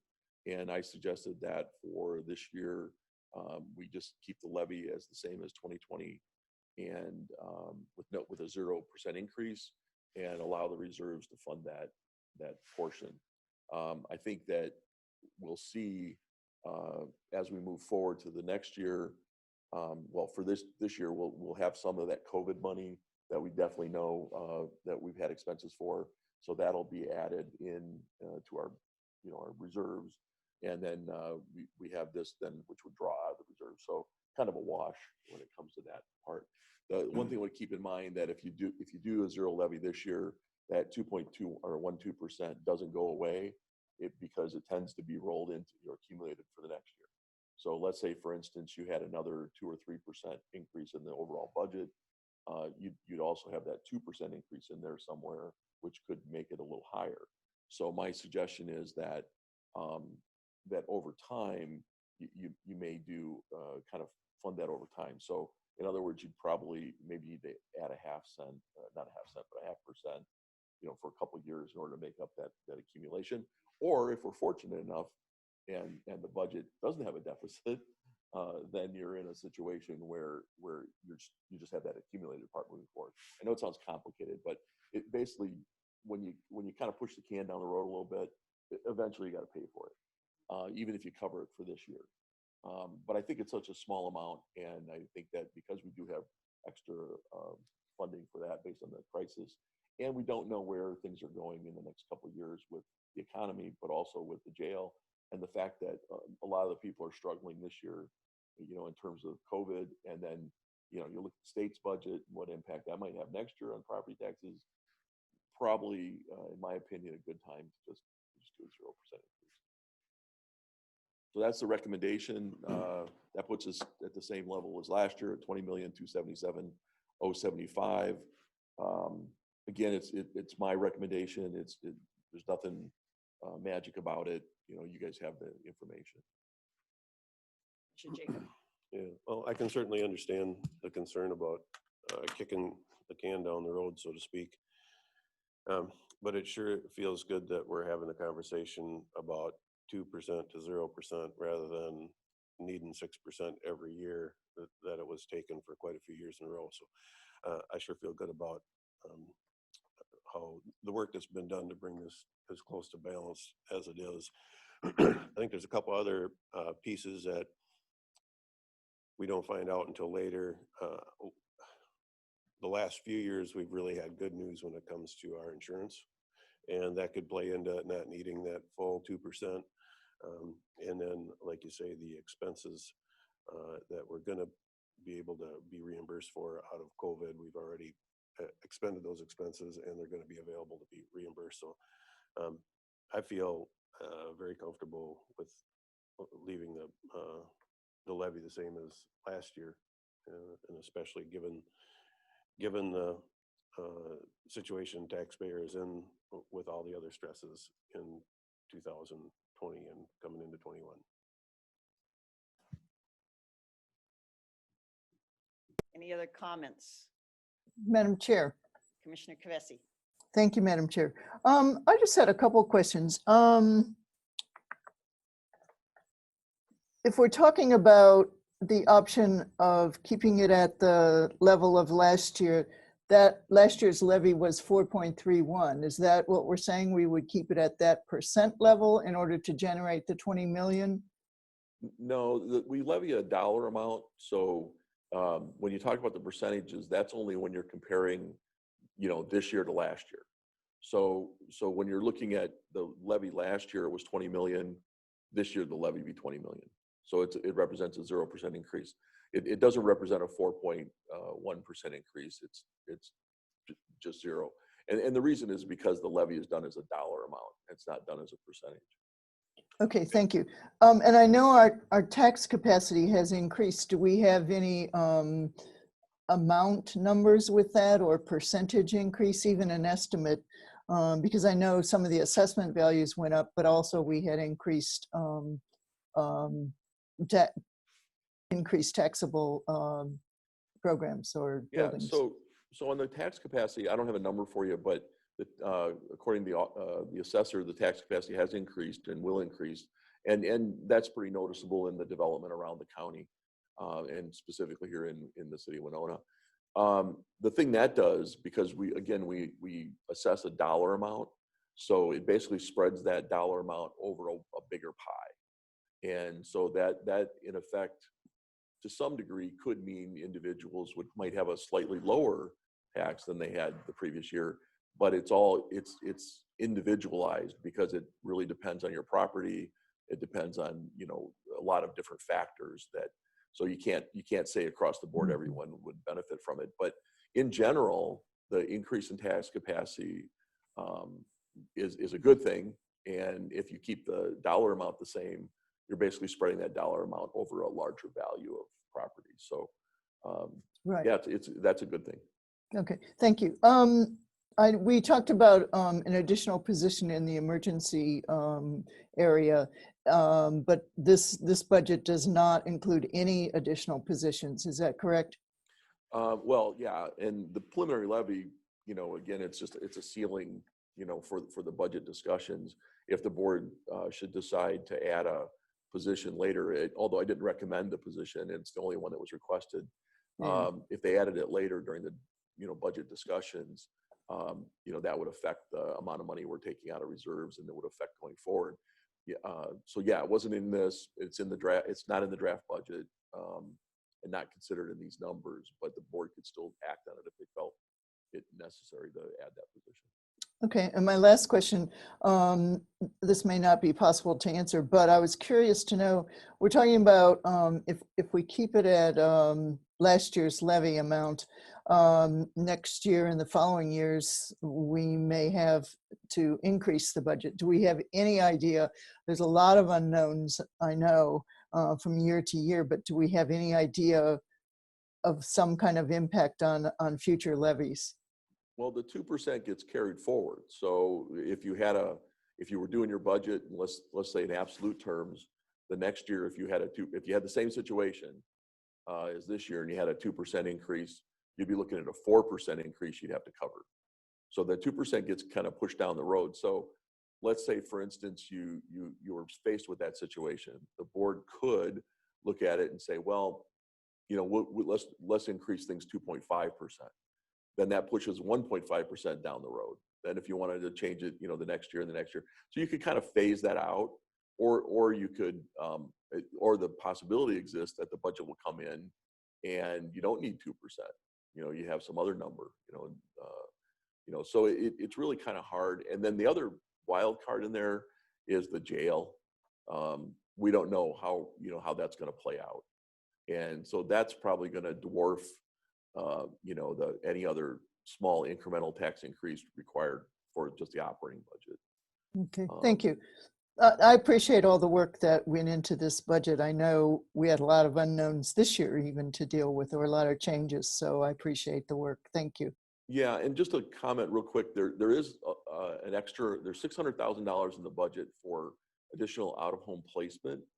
And that's based on our last year numbers, but also on the possibility that once as our social workers are more involved in the families and get more access, Health and Human Services believes that cost will go up because we'll have more people placed, or more children placed. So that if that doesn't happen, we'll be in an even better position. If it does happen, we've got it covered. So that was an adjustment that was felt necessary based on last year's numbers, and then also the situation we're in right now. So it's kind of that's pretty unknown. Mr. Jacob. Yeah, I'd maybe just like to speak to Commissioner Kavesi's question about last year's 4.37 increase. So the levy that we would propose to adopt here this year, that never goes away. What we increased last year, so that's still in here, along with every other increase that we've had previous years. So it wasn't very long ago we were at a 15 million budget. So we've increased 25% in the last maybe 5 years. So none of those increases are going away and are all included in this budget that we propose at 0% this year.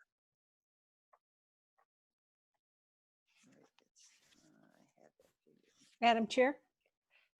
Commissioner Meyer. Thank you very much, Madam Chair. So I think that the city is looking at about a 2 or 2.5% levy increase. Yeah, that's correct. Yeah, and there's a bunch of stuff they're not funding that they want, but I think that's their more conservative approach. And I'm understanding that their tax base is increasing between 5 and 7%, and that's kind of been annually. So I wouldn't have been opposed to if we needed to go for a 2, or I think 2.12 was one of the options.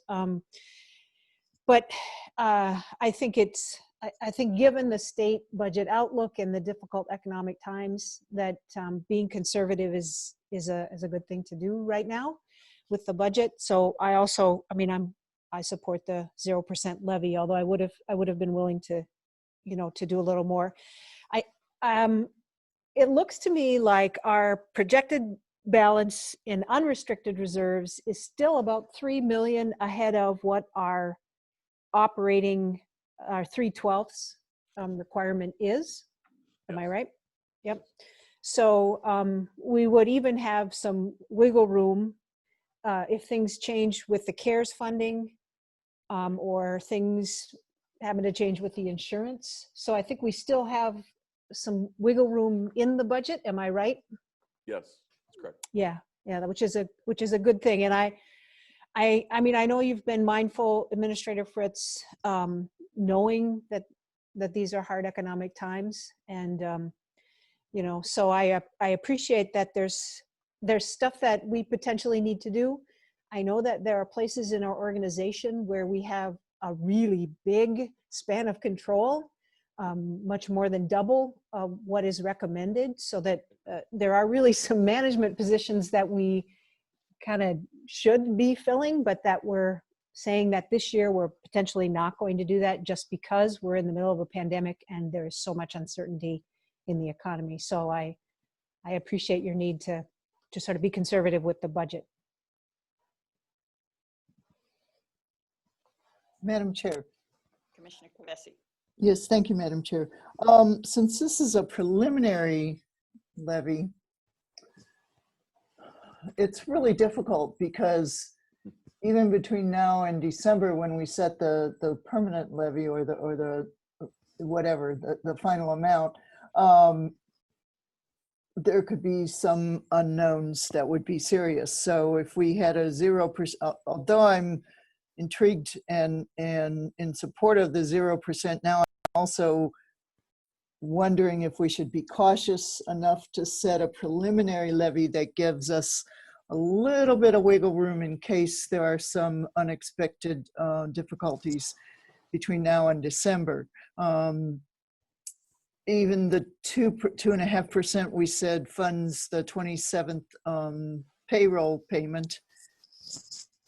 I think we said that, and then the rest would come out of reserves. The rest of the deficit would come out of reserves. It might be prudent to even take half of that and recommend, say, a 1.75 or something, just to give us a little bit of wiggle room between now and December. It's a difficult decision because it also sends a message, but it is a preliminary levy and we can adjust it downward. We cannot adjust it upwards. Thank you. Commissioner Olson. You know, I'm gonna support the 0%. I know that we have the jail financing coming up. And when it comes to wiggle room, I think right now that wiggle room belongs to the public. There's a lot of people suffering the effects from this COVID financially and otherwise. And I think we owe it to the taxpayers to give them that wiggle room this year. Do we look for a vote? Yeah, A vote? A vote? Yeah, I'd like a motion, and in the next meeting, you'll actually have the preliminary levy, which would then have to be approved. Okay. So So this is just so we can prepare the proper paperwork and that that'd be consistent with what you're planning. There's still another vote. So I will make a motion. Timeline that we have to establish. Okay. I'll make a motion to set the preliminary levy at 0%. I have a second. Was that Commissioner Olson? Yes. Okay, Commissioner Olson, okay. We have a motion made by Commissioner Jacob, second by Commissioner Olson to set the 2021 preliminary levy at 0. Any further discussion? I do appreciate the wiggle room, but I prefer tightening the belt mode. And so, yes, we can't always go down, or we can, monitor what's happening. Because I think, as Commissioner Olson said, there's a lot of people in their own personal lives don't have wiggle room. They are truly tightening the belt and cutting and, making things work for their individual families. So I appreciate the discussion. We'll do a roll call vote. Commissioner Meyer. Meyer votes aye. Commissioner Olson. Olson, aye. Commissioner Kvesi. Kvesi, aye. Commissioner Jacob. Jacob, aye. And Commissioner Ward votes aye. So carries. All right. So administration can prepare the right documents for the next meeting. Thank you. 7.5, receive monthly finance budget update. And Pat, good morning, Pat. Good morning. Can you hear me? Yes. Okay, I'll start with the July update. July revenue started at 11.4. Actual revenues were 1.8. Actual expenses were 2.1. For the year, started out at 13.4. Actual revenues were 9.9. Actual expenses were 12.2. Actual ending cash is at 11.1. Variance in the general fund compared to last year is a negative 2.2 compared to a negative 1.75. If you look down to the very total, it's a negative 3 million compared to a positive 2.4. Road and bridge is kind of the one that was throwing that to such a big variance there. But I do want to point out that community services is negative at this time.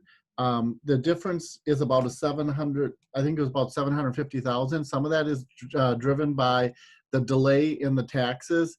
When we actually accepted those taxes in July compared to May, they're going to actually be settled at the end of the year. So that delay, that the right now the revenues are down about 214,000, which is probably driven all by taxes. Expenses are up about 500,000, and that's in various areas. Any question on that document?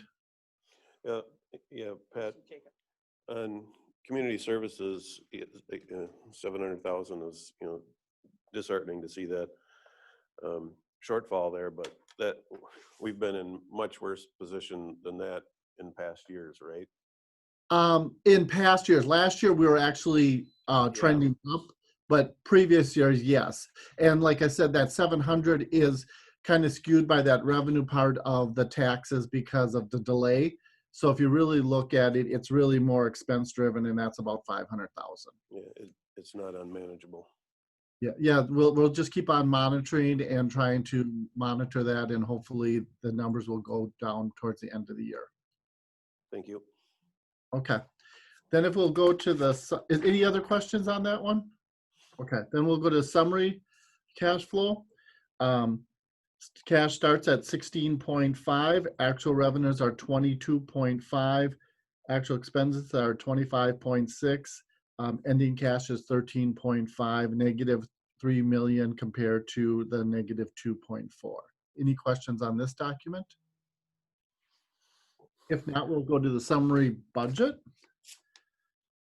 Summary budget is 58% of the year is completed through July. Revenue has expenses a little bit over that that amount, and so is highway and also human services. One of the driving factors in there was there's an extra payroll earlier in the year, so that's part of it. We'll just keep on monitoring this to make sure that everything comes in. I mean, right now, I think, again, it's a good monitoring. Just keep on monitoring and making sure that things at the end of the year are where they should be.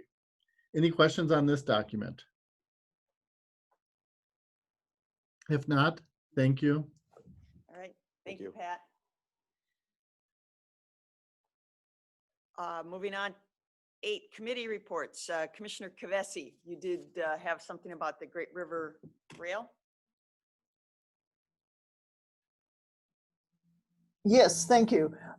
Yeah, we met last Thursday virtually, and I just wanted to report that the bonding bill discussion is still being pursued with the legislature, and that's kind of what I reported during the MICA legislative update. But that would bring jobs and an improvement in our infrastructure at the Winona station, as well as increased passenger service for our businesses and students. We do have pretty high capacity for those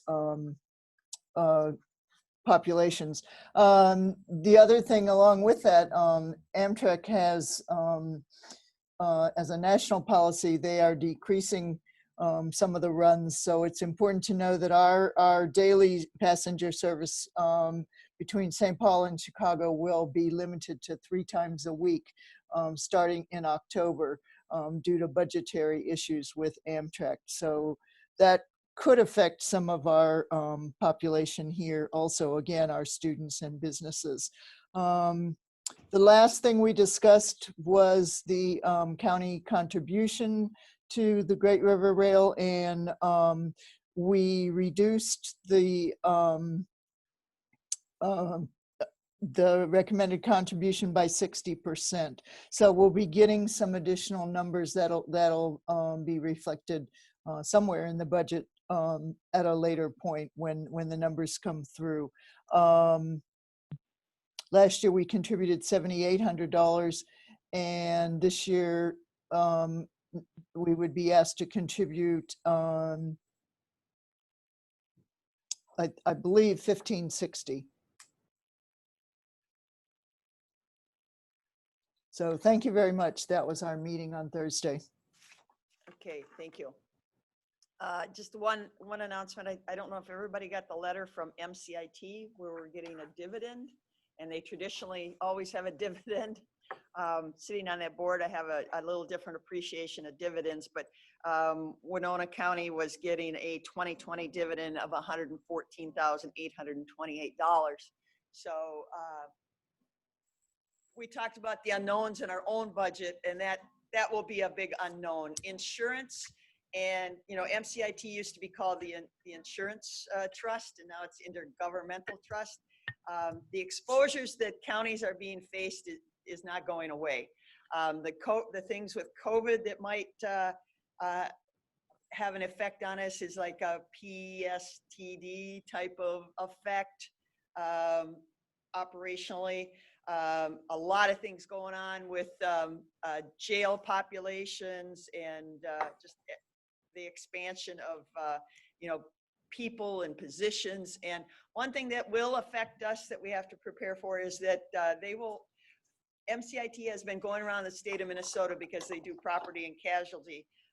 Property is that we haven't been assessed for a while, and we may be in for surprisingly, our buildings might be under-assessed at the current time, so we may see some counties saw a significant increase in their property premiums. Less buildings. Less buildings. Well, we could do with less buildings, yes, and Got rid of one. we did, but let's keep that in mind with the jail. Our jails and our expansion of government across the state of Minnesota is not decreasing, it is increasing, so that does put us at a different playing field. But anyway, we did get a dividend this year. Stay tuned for more. There is a lot going on with COVID and personnel and how people are going to deal with that and how it will affect our employees. So that's what's going on there. Any other business to be brought before the county board at this time? Seeing none. Motion made by Commissioner Jacob. Do I have a second? Commissioner Olson, you're muted. Yeah. I see your lips moving, but you're muted. Was that a second? That was. Okay. Motion made by Commissioner Jacob, second by Commissioner Olson to adjourn. Any further discussion? All those in favor say aye. Aye. Aye. Stay safe and dry. Bye, everybody. Yes. Bye. Yeah, Commissioner Meyer, are you doing okay? You missed that part of the conversation. The surgical table, which is this special table, Yeah. wasn't working, and so they canceled my surgery. I was all ready to Jeez. go into the OR, and the surgeon came back and said, "I'm sorry, we can't do it today." Oh my gosh. So 17th, I'm going again on the 17th.